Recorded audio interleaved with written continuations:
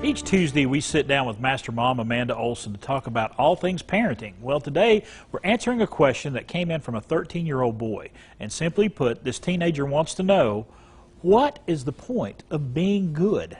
And I have asked myself that. I think it's something we've all asked ourselves. That's a question we've all asked our parents, we've asked ourselves. Yeah, what am I getting out of this? Yeah, what is the point of being good? Yeah, well, I was able to actually have a conversation with him face-to-face about it. Yeah, so gave me a little bit more information about what he really wanted to know. And he said, well, I know that there's consequences for being bad. Right. You know, I know there's things that will happen to me if I'm bad, but what happens to me if I'm good, you know?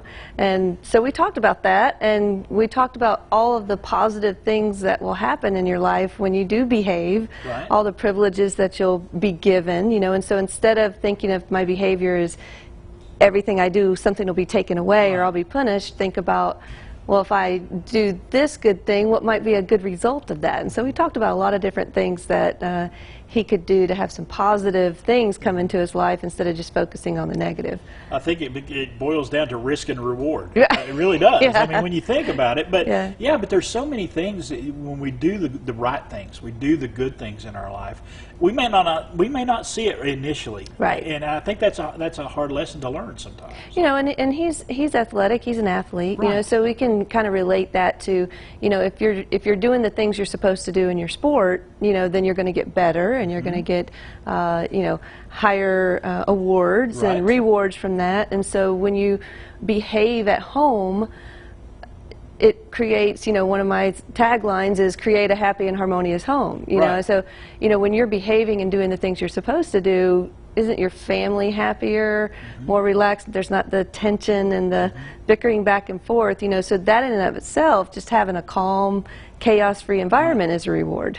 And I sometimes think that, you know, I in my own life, sometimes that calmness, that peacefulness at the home is worth more than a stack of money. It really is. Oh, yeah. You know, you're trying to get ready for school, and, you know, it's not just you trying to get ready for work, and everything's chaotic, and the kids are stressed when you drop them off, and you're stressed when you drop them off, you know. And so being able to be a part of that team of your family and doing your part to create that harmony at home, a 13-year-old has a big part in that. I started to say a 13-year-old, that shows a lot of inflection, a lot of looking inside to say, why should I be good? I mean, he's at that point in his life. And do you see that? I mean, you're around teenagers all the time. Yeah, I was very impressed with, you know, when we got to sit down and talk, I was very impressed with how much thought he had put into that. You know, like, okay, so I'm trying to learn how to get along in society. Right. You know, and what's the point of this? What's the point of that? You know, I don't want to be punished this way, but I don't know, maybe it's worth it, you know. Right. So we talked about how it's not worth it, and then how when you are doing what you're supposed to do, the more privileges you get. You know, I tell a lot of teenagers, if you want to be able to drive, if you want to be able to stay at a friend's house, then you have to prove that ahead of time, you know, by your behavior. So we talked about the future, the consequences of being good will help him have a more privileged and, you know, fun future. And I sometimes think, you know, when you look at some of the things like our teenagers are doing these days, like video games and movies and things of that nature, they're seeing sometimes that being bad can be a lot of fun, but there are consequences, and that's what you got to drive home for. Right, right. And they, you know, if he realizes that, or all teens, you know, if I show this responsible behavior and I listen and follow the rules, then when I want to do something that's a little different, you know, go on this, you know, overnight trip or something, you know, my parents will trust me with that. And I think this goes back to what you all teach there at Olson's Martial Arts, too.